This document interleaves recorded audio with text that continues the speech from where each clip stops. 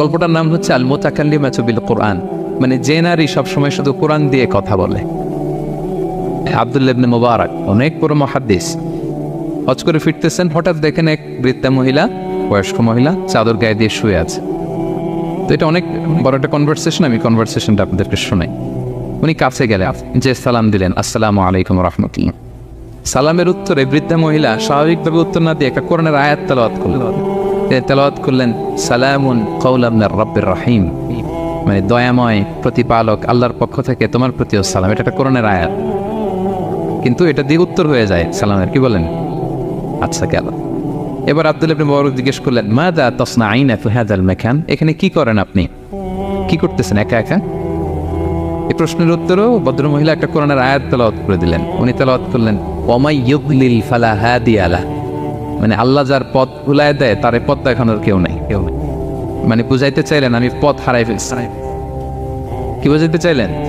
পথ হারাই ফেলছে, মানে উনি এমনভাবে কোরআনের আয়াত চুজ করে যাতে উত্তর হয়ে যায়। তো এবার উনি জিজ্ঞেস করলেন আইনা তুরিদিন, তো পথ হারাই ফেলছেন তো বুঝলাম, আয়াত থেকে এটা বোঝা যায়, তো আপনি কোথায় যাচ্ছেন, ডেস্টিনেশন কোথায়? উনি আবার একটা আয়াত তেলাওয়াত করলেন সুবহানাল্লাযী আসরা বিআবদিহি লাইলাম মিনাল মাসজিদিল হারামি ইলাল মাসজিদিল আকসা। রাসূল সাল্লাল্লাহু আলাইহি ওয়াসাল্লাম মেরাজের আগে যে ইসরা হয়েছিল, মসজিদুল হারাম থেকে মসজিদুল আকসা রাসূল সাল্লাল্লাহু আলাইহি ওয়াসাল্লাম আল্লাহ নিয়েছিলেন, এটা তেলাওয়াত করলেন। তো বুঝাতে চাইলেন আমি আপনার মতো হজে আসছিলাম মসজিদুল হারামে, আর যাচ্ছি মসজিদুল আকসা, মানে ফিলিস্তিন আমার বাড়ি। মসজিদুল আকসা কোন দেশে?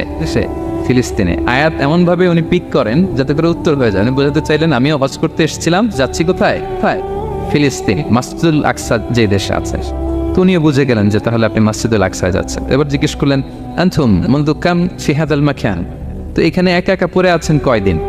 আবার কোরআনের আয়াত সালাসা লায়ালিন সাবিয়া, টানা 3 দিন 3 রাত এখানে আছে, এটা কোরআনের আয়াত।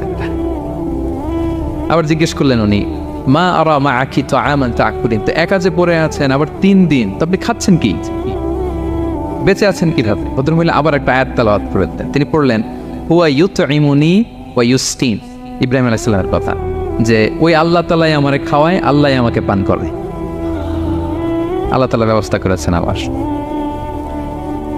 এইবার উনি অবাক হচ্ছেন, আমি এত বড় মুহাদ্দিস আব্দুল্লাহ ইবনে মুবারক ইমাম বুখারীর উস্তাদ, আমি স্বাভাবিকভাবে কথা বলি আর যাই প্রশ্ন করি একটা আয়াত তেলাওয়াত করে দেয় আর ওটাতে উত্তর হয়ে যায়। কি মহিলার সন্ধান পেলাম? তো উনি বলতেছে ফাবি আইয়ি শাইইন তাতাওয়াদ্দাইন, 3 দিন যে এখানে আছেন মরুভূমির বালুর মধ্যে ওযু করেন কিভাবে? উনি আবার একটা আয়াত তেলাওয়াত করলেন ফাইন লাম তাজিদু মাআন ফাতায়াম্মামু সাঈদান তাইয়্যিবা, না আল্লাহ আয়াতে বলেছেন যদি তোমরা পানি না পাও পবিত্র মাটি দিয়ে তায়াম্মুম করে নিও। তো বুঝাতে চাইলেন পানি নাই তো কি হয়েছে, বালু তো সবাই তায়াম্মুম করে নাও। আল্লাহু আকবার। এবার উনি বললেন ইন্না মাইয়া তাআমান আলা তাকুলিন, আমার ব্যাগে তো কিছু খাবার আছে, আপনি কিছু খাবেন? আবার কোরআনের আয়াত সুম্মা আতিম্মুস সিয়ামা ইলাল লাইল, আল্লাহ এক আয়াতে বলেছেন তোমরা রোজা ফজর থেকে শুরু করে সন্ধ্যা পর্যন্ত পূর্ণ করো। তো বুঝালেন আমি রোজা রাখছি। কি বুঝালেন? রোজা রেখেছি। এবার উনি একটু মাসালা খাটাইতে চাইলেন, ভাবলেন যে বুড়ি তুমি আমার সাথে শুধু কোরআন দিয়ে উত্তর দিচ্ছ, দাঁড়াও তোমাকে আমি আটকাইতেছি। উনি মাসালা খাটাইলেন যে ফাকুলতু লাহা লাইসা হাদা শাহরু রমাদান, তো রোজা রাখছেন মানে এটা তো রমজান মাস না, হজ করে ফিরতেছি আমরা জিলহজ মাসের শেষের দিক, কিসের রোজা? ওই মহিলা আবার একটা আয়াত তেলাওয়াত করলেন যে ওমান তাতাওয়া খায়রান ফাইনাল্লাহা শাকিরুন আলিম, আমি রমজানের ফরজ রোজা তো রাখিনি, এখন আমি নফল রোজা রেখেছি। আয়াতের অর্থ হচ্ছে তোমরা নফল যা করো এগুলো প্রতিদান আল্লাহ তোমাদের বুঝিয়ে দেবে। রমজান না ঠিক আছে জিলহজ, কিন্তু আমি কি রোজা রেখেছি? নফল রোজা। এইবার উনি ধরছেন মাসালা, এবার বলতেছে উবি হালান আল ইফতার ফিস সাফার, সফরে তো রোজা ভাঙা যায়, রোজা তো ভাঙা যায়, খান একটু। এবার উনি কোরআন থেকে আবার তেলাওয়াত করলেন ওয়া আনতা সুমু খায়রুল লাকুম ইন কুনতুম তা'লামুন, আল্লাহ যে আয়াতে বলেছেন যে সফরের রোজা ভাঙা জায়েজ আছে, ওই আয়াতের শেষে আবার আল্লাহ বলেছেন যদি রাখো সব বেশি পাও। কেউ অসুস্থ হলে রোজা ভাঙবে, সফরের রোজা ভাঙবে। এই আয়াতের শেষে হচ্ছে ওয়া আনতা সুমু খায়রুল লাকুম ইন কুনতুম তা'লামুন, তবে রোজা যদি রাখো এটা ভালো যদি তোমরা বুঝতে। এবার উনি আর যাবে কোথায়? দিশেহারা হয়ে এবার জিজ্ঞেসই করে ফেলছে লিমাদা লা তুকাল্লিমিনি মিসলা মা উকাল্লিমুকি, আচ্ছা মা এবার বলেন আমি আপনার সাথে যেভাবে কথা বলি আপনি এইভাবে কথা বলেন না কেন? কিছু জিজ্ঞেস করলে কোরআনের আয়াত বলেন কেন? আমি কথা বলতেছি আপনি আমার সাথে এভাবে কথা বলেন, কিছু জিজ্ঞেস করলে কোরআনের আয়াত কেন? এটার উত্তরে উনি আর একটা কোরআনের আয়াত উনি পড়লেন মা ইয়ালফিযু মিন কাউলিন ইল্লা লাদাইহি রাকিবুন আতীদ। আল্লাহ বলেছেন তোমরা মুখ দিয়ে যাই বের করো এটা লিখে রাখার জন্য দুই কাঁধে রাকিব আতীদ আছে, তুলে রাখে। তার মানে আমি যে তোমার সাথে কথা বলতেছি প্রত্যেকটাই তো রেকর্ডেড হয়, রেজিস্টার্ড হয়। সো এমন কিছু বলি যেটাতে সওয়াব হয়, যেটাতে ভুল না হয়। আল্লাহু আকবার, সুবহানাল্লাহ। কি নারী ছিল, কেমন নারী তিনি ছিলেন, কি পুরো ঘটনাটা শুনবেন? হ্যাঁ, শেষ করবো ঘটনাটা। আচ্ছা, উনি অবাক হলেন যে কি মহিলা, এরকম মহিয়সী গরিয়সী নারীও পৃথিবীতে আছে। তিনি বললেন ঠিক আছে মা, আপনি যেহেতু পথ হারাই ফেলছেন, আমার ওটটাকে আমি নিয়ে আসি। ফাহাল্লাকা আন আহমিলুকি আলা নাফাতি হাদিহি ফাতুদরিকিল কাফেলা। আমার ওটটা নিয়ে আসি, ওটে বসেন, আমি আপনাকে এগিয়ে দিয়ে কাফেলাতে যুক্ত করে দেই। আপনি কি রাজি আমার ওটে বসবেন? আবার কোরআনের আয়াত, ওমা তাফআলু মিন খাইরিন ফাইনাল্লাহা বিহি আলিম। তোমরা যত ভালো কাজ করো আল্লাহ সেটা জানেন, মানে তোমার এই ভালো কাজ আল্লাহ জানেন, আল্লাহ এর প্রতিদান দিবেন। কলা ফানাফতু নাকাতি, আমি ওট বসালাম এবং বললাম ওঠেন। উনি যখন উঠতেছে আমি এভাবে তাকায় আছি, তা আমি যে তাকায় আছি উনি একটা আয়াত তেলাওয়াত করলেন যে কুল্লিল মুমিনিনা ইয়াগুদ্দু মিন আবসারিহিম। এর অর্থ হচ্ছে নবী হে মুমিনদেরকে বলুন তারা যেন পরনারী দেখে তাকায় না থাকে, চোখ যেন নিচে রাখে, তারা যেন চক্ষু অবনমিত করে। মানে বুঝাতে চাইলেন যে আমি তো বেগানা নারী, পরনারী, তা আমি ওটে উঠতেছি, আপনি তাকায়। সে হয়তো তাকায় আছে যে বৃদ্ধা মহিলা উঠতে যদি কষ্ট হয় পড়ে যায়। তো উনি যখন দেখতেছেন তাকায় আছে, উনি বলতেছে ফুল্লিল মুমিনিনা ইয়াগুদ্দু মিন আবসারিহিম। নবী হে বলুন বিশ্বাসীদের তারা যেন চোখ নিচের দিকে করে রাখে। উনি লজ্জা পেয়ে গেলেন। ফাকাদাতু বাসারি, আমি লজ্জায় চোখ নামালাম। এরপর আমি বললাম ইরকাবি ওয়াকাদ আকালতু নাকাতে, ওঠেন। আমি আবার ওটের রশি ধরে টানতে আরম্ভ করলেন। ভদ্রমহিলা উঠেই আবার কোরআনের আয়াত পড়লেন, যেটা আমরা গাড়িতে বা কোনো বাহনে উঠলে করে। তিনি পড়তে আরম্ভ করলেন সুবহানাল্লাযী সাখখারা লানা হাযা ওয়া মা কুন্না লাহু মুকরিনিন ওয়া ইন্না ইলা রাব্বিনা লামুনকালিবুন। প্রশংসা সে আল্লাহ, যে আল্লাহ এই বাহনকে আমাদের জন্য বশীভূত করে দিয়েছেন। তিনি বশীভূত না করলে আমরা তো এটাকে বশীভূত করতে পারতাম না। আপনারা যখন গাড়ি স্টার্ট দিবেন এই দোয়াটা পড়েন তো আপনারা। গাড়ি স্টার্ট দিলে, বিমানে উঠলে, ঘোড়ায় উঠলে, যে কোনো বাহনে উঠলে এটা পড়তে হয়, কোরআনের আয়াত। তো এই বললেন, আমি এবার উঠলাম, ওটের জিমাম ধরে টানতে লাগলাম না, আর একটু হই হই শব্দে ওট চালাতে লাগলাম যাতে করে তাড়াতাড়ি যাওয়া যায়। উনি কোরআনের আয়াত বললেন ওয়াকসিদ ফি মাশিক ওয়াগদুদ মিন সাউতিক। কোরআনের আয়াত মানে তোমার চলার ক্ষেত্রে তুমি মধ্যম পন্থা অবলম্বন করো আর গলার সাউন্ডটা আর একটু ছোট করো। এটা কিন্তু লোকমান হাকিম তার ছেলেকে বলেছিলেন যে বাবা তুমি যখন হাঁটবে মধ্যম পন্থায় হাঁটবে, আর শাউট করবে না, নয়েজ করবে, কণ্ঠটাকে নিচু করবে। এই আয়াতটা উনি পড়ে দিলেন। মানে বুঝাতে চাইলেন আপনি হাজি মানুষ, ফস করে আসছেন, এইভাবে যাচ্ছেন কেন, আপনি স্লোলি যান। ফাজাআলতু আমশি রুয়াইদান ওয়া আতারান্নামু বিশ-শা'র। এরপর আমি আস্তে আস্তে যেতে লাগলাম আর কবিতা আবৃত্তি করতে লাগলাম। আরবদের অভ্যাস ছিল তারা শত শত লাইন কবিতা মুখস্থ পারত, দিনকে দিন মরুভূমিতে চড়তো আর কবিতা পড়তে। তো আমি কবিতা গুনগুন করে কবিতা পড়তেছি আর যাচ্ছি। এই মহিলা পিছন থেকে আয়াত তেলাওয়াত করলেন আবার, ফাকরাউ মা তায়াসসারা মিনাল কোরআন। মানে কোরআনের যেখান দিয়ে সহজ লাগে ওইখান দিয়ে পড়েন। মানে বুঝাতে চাইলেন কবিতা বললে কি লাভ, আপনি কোরআন পড়েন। উনি আবার লজ্জা পেয়ে কোরআন পড়তে আরম্ভ করলেন। এবার যেতে যেতে যে কাফেলা থেকে উনি মিসিং, যে ক্যারাভ্যান থেকে মিসিং, ওই ক্যারাভ্যানের সাথে যুক্ত হলেন। এবার জিজ্ঞেস করলেন যে হাদিহিল কাফেলা মান লাকি ফিহা, এই তো আপনার কাফেলা, এখানে কে আছে আপনার, কেউ আছে? আবার কোরআনের আয়াত, আল মাল ওয়াল বানুনা জিনাতুল হায়াতিদ দুনিয়া, অর্থাৎ সম্পদ সন্তান এগুলো আল্লাহর দেয়া নেয়ামত। এটা দিয়ে বুঝাতে চাইলেন হ্যাঁ আমার কিছু সন্তানাদি আছে। উনি বুঝতে পারলেন ফাআলিমতু আন্নাল্লাহা আওলাদান ফিহা, আমি বুঝলাম যে ওনার সন্তান এখানে আছে। এবার একটা চান্স পেয়ে গেছে আব্দুল্লাহ ইবনে মুবারক। কি পেয়ে গেছে? উনি মনে মনে ভাবলেন ওনার ছেলেদের নাম কি, এটা জিজ্ঞেস করি, তাইলে তার উত্তর দিতে পারবে না। সুন্দর না প্রশ্নটা? এবার উনি বলতেছে ফাকুলতু লাহা মা আসমাউ আওলাদি, মা এবার একটু বলেন তো আপনার ছেলেগুলোর নাম কি জিজ্ঞেস করলেন। এটা তো আর নান্টু বল্টু সল্টু তো আর কোরআনে পাওয়া যায় না। আমরা নাম রাখি কি সল্টু বল্টু কোরআনে আছে? নাই। তো উনি এবার চান্স নিলেন, এবার জিজ্ঞেস করে আপনার ছেলের নাম কি। এইবার আর উত্তর থাকবে না, অনেকক্ষণ আমার সাথে করছে না। তো জিজ্ঞেস করতেছে লাহা ওয়ামা আসমাউ আওলাদিক, আপনার ছেলেদের নাম কি একটু বলেন তো। এই প্রশ্নের উত্তরে উনি 3টা আয়াত তেলাওয়াত করতেন। এতক্ষণ তো একটা, এখন কয়টা? এখন 3 নম্বর গিয়ারে চালাইতেছে। উনি প্রথম আয়াত তেলাওয়াত করলেন ওয়াত্তাখাযাল্লাহু ইব্রাহিমা খলিলা, এরপরে বললেন ওয়া কাল্লামাল্লাহু মূসা তাকলিমা, সবশেষে বললেন ইয়া ইয়াহইয়া খুযিল কিতাবা বিকুওয়া। আল্লাহু আকবার। আমি ইব্রাহিমকে খলিল হিসেবে নিয়েছি, মুসাকে কালিমুল্লাহ বানিয়েছি, এবং ইয়াহিয়াকে বলেছি, হে ইয়াহিয়া তুমি তাওরাত কিতাবকে শক্ত করে ধরো। তার মানে বোঝাতে চাইলেন আমার বড় ছেলের নাম ইব্রাহিম, পরের ছেলের নাম মুসা, ছোট ছেলের নাম ইয়াহিয়া। সুবহানাল্লাহ পড়বেন না? কিনারে ছিলেন, কোরআনের বাইরে যেন যাওয়া না লাগে, কোরআন থেকে ছেলেদের নাম চুজ করে রাখছেন। ছেলেদেরকে ডাকলে এই নামেই ডাকেন। এরপর ছেলেদেরকে ডাকলেন কোরআনের আয়াত পড়ে, ফাবআসু আহাদাকুম বিওয়ারিকিকুম হাযিহি ইলাল মাদিনাতি ফালিয়ানজুর আইয়ুহা আসকা তুআমান ফালিয়াতিকুম বিরিজকিম মিন। এটা সূরা কাহফের একটা আয়াত। গুহাবাসী 7 জন যুবক যখন ঘুমিয়ে পড়েছিল, 309 বছর পরে যখন জেগেছিল, একজনকে টাকা দিয়ে বলেছিল যাও তুমি কিছু খাবার নিয়ে আসো। এই আয়াত বুঝাইয়া তিনি ছেলেদের বুঝাইলেন যে মেহমান আসছে, কিছু নিয়ে আসো খাবার, আপনারা খাওয়াইতে হবে। উনি অনেক হেল্প করছে আমাকে। তো ছেলেরা খাবার নিয়ে আসলো।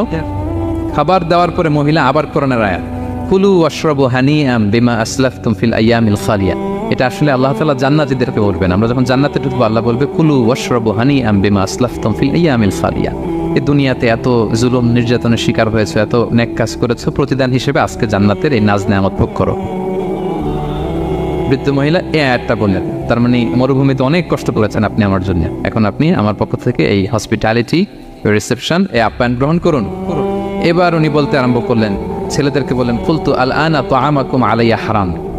এই ছেলেরা, এই খাবার আমার জন্য হারাম, হাত্তা তুখবিরুনি বিআমরিহা, যতক্ষণ না এই মহিলাকে, এর হিস্ট্রি যতক্ষণ না আমার না বলো। আগে বল এই ভদ্র মহিলা কে, কে, কি তার ঘটনা। যতই দেখছি অবাক হচ্ছি, যতই শুনছি অবাক হচ্ছি, কে সে, যাই বলি শুধু কোরআন দিয়ে বলে, ঘটনাটা কি। এবার ছেলেরা বললো, ফাকুলু হাযিহি উম্মুনা, ইনি আমাদের মা। লাহা আরবাউনা সানা, ওনার বয়স 40 বছর। লাম তাতাকাল্লাম ইল্লা বিল কুরআন, জীবনে কোনোদিন কোরআন ছাড়া মুখ দিয়ে অন্য কোনো কথা বলে নাই।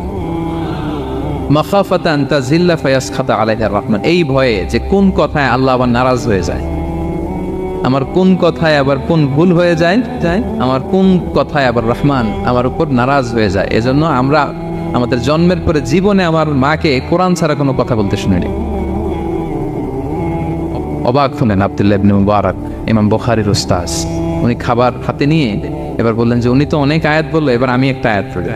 খাবারটা নিয়ে উনি পড়তে আরম্ভ করলেন। ফাকুলতু, উনি বললেন, আমি বললাম, যালিকা ফাদলুল্লাহি ইউতিহি মাইয়াশা, এটা আল্লাহর বিশেষ অনুগ্রহ, ফজল, এটা আল্লাহ সবাইরে দেয়, যাকে চায় তাকে দেয়। সুবহানাল্লাহ পড়ে।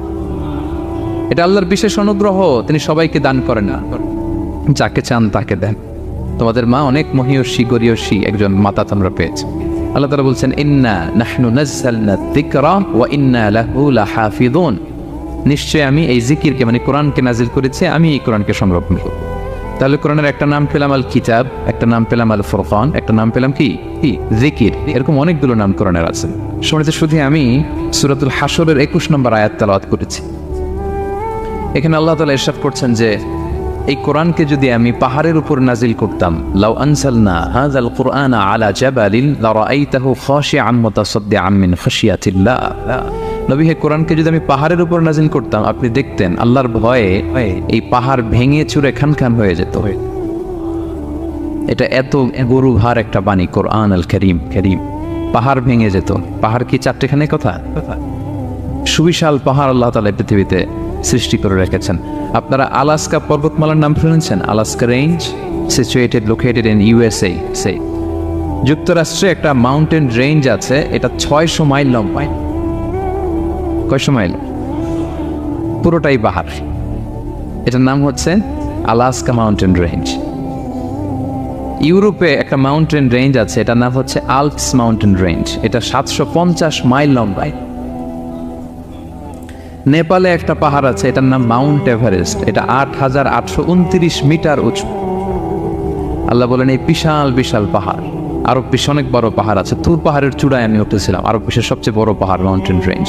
আল্লাহ বলেন এই কোরআনকে যদি আমি তোমাদের উপর নাজিল না করে পাহাড়ের উপর নাজিল করতাম, আলাস্কার উপর নাজিল করতাম, আল্পস পর্বতমালায় নাজিল করতাম, তুর পাহাড়ে যদি নাজিল করতাম, মাউন্ট এভারেস্টের উপর যদি নাজিল করতাম, তাহলে নবী হ্যাঁ আপনি দেখতেন আল্লাহর ভয়ে এই পাহাড়গুলো ভেঙে চূর্ণ বিচূর্ণ হয়ে যেত। কিন্তু সেই কোরআন আল্লাহ কাদের উপর নাজিল করেছেন? আমাদের উপর। সো হিউজ রেসপন্সিবিলিটি, অনেক বড় দায়িত্ব। এই কোরআনকে আমরা বুঝি কিনা, কোরআনকে মানি কিনা, কোরআনের আইন সমাজে চাই কিনা, this is the burning question. নিজেকে নিজে প্রশ্ন করুন যে কোরআনের যে হকগুলো আছে আমরা আদায় করছি কিনা। এটা যেন তেন কোনো বাণী নয়, এটা আল্লাহ তাআলার পাঠানো বাণী, অনেক ভারী অনেক ওজনওয়ালা বাণী। আল্লাহ তাআলা বলছেন ইন্না সানুলকি আলাইকা কওলান সাকিলা, নবী হে আপনার কাছে আমি অনেক ভারী হেভি ওয়েট ওয়ার্ড নাজিল করব, এটা অনেক ওজনের, এটা সিম্পল কোনো বিষয় নয়। এই কোরআন যখন রাসূল সাল্লাল্লাহু আলাইহি ওয়াসাল্লামের উপর নাজিল হতো, প্রচন্ড শীতের রাতে বিষ্ণু সাল্লাল্লাহু আলাইহি ওয়াসাল্লাম ঘামতেন। আম্মা জান আয়েশা বলেন আমরা কম্বল মুড়ি দিয়েও থাকতে পারি না, এত শীত, কিন্তু বিশ্বনবী ঘেমে ঘর্মাক্ত হয়ে একাকার। ওটের উপর বসে থাকা অবস্থা যখন কোরআন নাজিল হতো, ওটগুলো মরুভূমির মধ্যে বসে পড়তো ডিরেক্টলি। কাফেলা চলছে সাইয়েদনা জিবরাইল এসে কোরআন নাজিল করেছেন, কোরআনের ভারে ধপাস করে উট বসে যেত। যায়েদ ইবনে সাবিত রাদিয়াল্লাহু তাআলা আনহু কাতিবুল ওয়াহী, রাসূল সাল্লাল্লাহু আলাইহি ওয়াসাল্লামের সাহাবী, রাসূল সাল্লাল্লাহু আলাইহি ওয়াসাল্লাম একবার যায়েদ রাদিয়াল্লাহু তাআলা আনহুর পায়ের মধ্যে মাথা রেখে শুয়েছিলেন, দীর্ঘক্ষণ শুয়ে থাকলেন। যায়েদ রাদিয়াল্লাহু তাআলা আনহু বলছেন আমার কোনো কষ্টই হচ্ছে না। হঠাৎ করে কোরআন নাজিল হতে লাগলো। কি নাজিল হতে লাগলো? কোরআন। যায়েদ রাদিয়াল্লাহু তাআলা আনহু বলেন দীর্ঘক্ষণ রাসূল সাল্লাল্লাহু আলাইহি ওয়াসাল্লাম আমার পায়ের উপর মাথা রেখে শুয়ে আছেন, কিন্তু আমি টেরই পাচ্ছি। কিন্তু যখন কোরআন নাজিল হতে লাগলো মনে হলো যে আমার পাটা ভেঙে খান হয়ে যাবে। রাসূল সাল্লাল্লাহু আলাইহি ওয়াসাল্লামের মাথার ওজন এত বেড়ে গেল, আমি আর রাসূল সাল্লাল্লাহু আলাইহি ওয়াসাল্লামকে রাখতেই পারছি না আমার পায়ের উপর। ইন্না সানুলকি আলাইকা কওলান সাকিলা, নবী হে আমি অনেক ভারী হেভি ওয়েট ওয়ার্ডের কোরআন আপনার কাছে নাজিল করব। সো কোরআনটা এটা অনেক সম্মানিত একটা বাণী, আল্লাহ তাআলার বাণী, অনেক ভারী একটা বাণী। এটা পাহাড় সইতে পারে না, পাহাড় ভেঙে চূর্ণ বিচূর্ণ হয়ে যেত, সে কোরআনকে আল্লাহ তাআলা আমাদের উপর নাজিল করেছেন। সো আমাদের হিউজ রেসপন্সিবিলিটি, অনেক বড় দায়িত্ব যে এই কোরআনকে মেনে চলা, কোরআন পড়তে জানা, কোরআনের অর্থ বোঝা এবং কোরআনের নীতিমালাগুলো আমাদের সমাজে বাস্তবায়ন করা। তো আমরা বলেছি যে আমরা কোরআন দিয়ে আজকে কোরআনের পরিচয় নিব। কোরআনকে জিজ্ঞেস করবো যে কোরআন তুমি তোমার পরিচয় দাও। আমরা কিছু প্রশ্ন করবো, দেখবেন কোরআন অবলীলায় উত্তর দিয়ে দিচ্ছে। আমরা যদি কোরআনকে জিজ্ঞেস করি যে কোরআন তুমি যে পৃথিবীতে এসেছো তোমার হিস্ট্রিটা বলো, কবে আসলা, কবে নাজিল হয়েছ? কোরআন বলবে শাহরু রমাদান আল্লাযী উনজিলা ফীহিল কুরআন, আমি রমাদান মাসে এসেছি, যেন তেন মাসে আসি। কোরআনকে যদি আমরা প্রশ্ন করি যে কোরআন রমাদান তো 29 দিন বা 30 দিন, তো এই 30 দিনের বা 30 রাতের কোন দিন বা কোন রাতে এসেছ?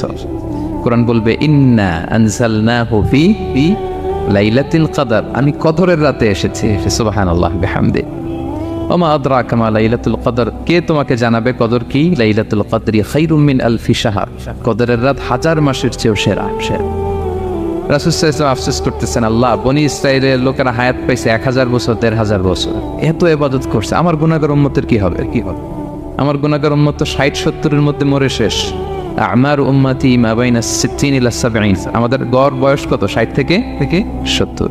আল্লাহ বলেন চিন্তা করো না, লাইলাতুল কদর খায়রুম মিন আলফি শাহর, তোমার গুনাহগার উম্মতের জন্য আমি কদরের রাত দিয়েছি 1000 মাসের চেয়ে সেরা। তাহলে কোরআনের হিস্ট্রি আমরা জেনে গেলাম। রমাদানে আসছে, রমাদানের কোন রাতে আসছে?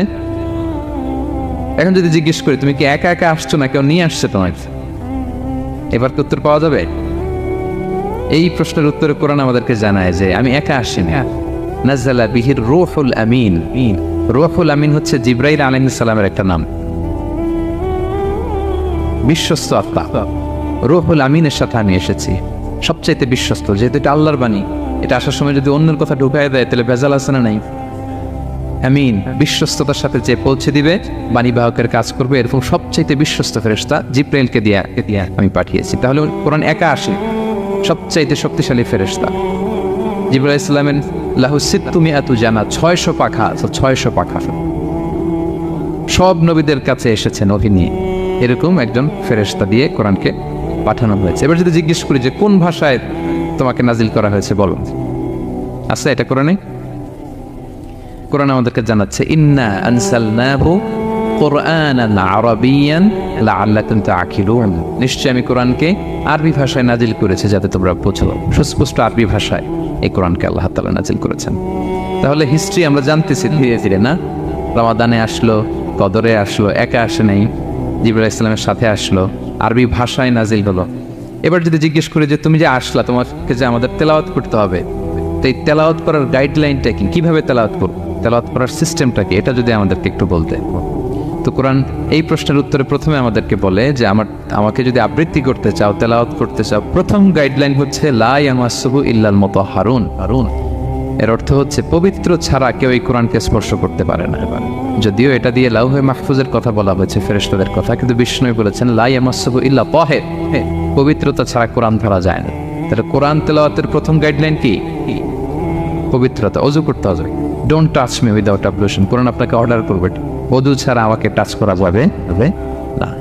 আচ্ছা, অজু করলেন, তারপরে কি শুরু করে দিতে পারবেন? না। কোরআন বলে ফাইদা ক্বারাতাল কুরআনা ফাস্তাইদ বিল্লাহি মিনাশ শাইতানির রাজিম। কোরআন পড়ার আগে তোমার যে সুস্পষ্ট দুশমন ওই শয়তানের ব্যাপারে আল্লাহর কাছে পানাহ চেয়ে নাও। মানে পড়ো আউযু বিল্লাহি মিনাশ শাইতানির রাজিম বিসমিল্লাহির রহমানির রহিম। তাহলে অজু করলেন, আউযু বিল্লাহ বললেন, বিসমিল্লাহ বললেন। এবার কি করতে হবে? এবার কোরআন বলছে যেমন মনে চায় তেমন পড়া যাবে না। তুমি গানের সুরে, ব্যান্ডের সুরে, হিপ হপ সুরে কোরআন পড়বা, এটা আল্লাহ কবুল করবে না। কোরআন বলছে ওয়ারাত্তিলিল কুরআনা তারতিলা। তারতিলের সাথে কোরআন পড়তে হবে, ধীর স্থির ভাবে কোরআন পড়তে হবে। তারতিল, আপনারা যারা কোরআন পড়বেন তারতিলের সাথে পড়বেন। What is তারতিল? আনাস রাদিয়াল্লাহু তাআলা আনহুকে জিজ্ঞেস করা হয়েছিল তারতিল কি, নবী কিভাবে তেলাওয়াত করতেন। তিনি বলেছিলেন ইয়ামুদ্দু বিহা সাওতাহু মাদ্দান। বিষ্ণু ইসলাম প্রতিটি আয়াত টেনে টেনে পড়তেন, এভাবে টেনে টেনে পড়তেন। আবার বিষ্ণু ইসলামের স্ত্রী উম্মে সালামা রাদিয়াল্লাহু তাআলা আনহা তিনি বলতেন ইয়াকাত্তিউ কিরাআতাহু আয়াতান আয়াতান। বিষ্ণু ইসলাম প্রতিটি আয়াত শেষে থামতেন, এক আয়াত পড়ে থেমে আরেক আয়াত, আবার থেমে আরেক আয়াত। আলহামদুলিল্লাহি রাব্বিল আলামিন আর রহমানির রহিম মালিকি ইয়াউমিদ্দিন। দেখেন টেনে টেনেও পড়লাম, আবার প্রতিটা আয়াত শেষে থামলাম। This is তারতিল। ওয়ারাত্তিলিল কুরআনা তারতিলা। এভাবে টেনে টেনে প্রতি আয়াত শেষে থেমে থেমে পড়ার নাম তারতিল। এভাবে পড়তে হবে। তো পড়ার গাইডলাইন কি বললাম? প্রথমে কি করতে হবে? অজু করতে হবে, পবিত্রতা। এরপরে আউযু বিল্লাহ বিসমিল্লাহ পড়তে হবে। এরপরে কিভাবে পড়তে হবে? তারতিলের সাথে। কথা কি বুঝতে পারতেছেন সবাই? বিরক্ত হচ্ছেন না তো আপনারা?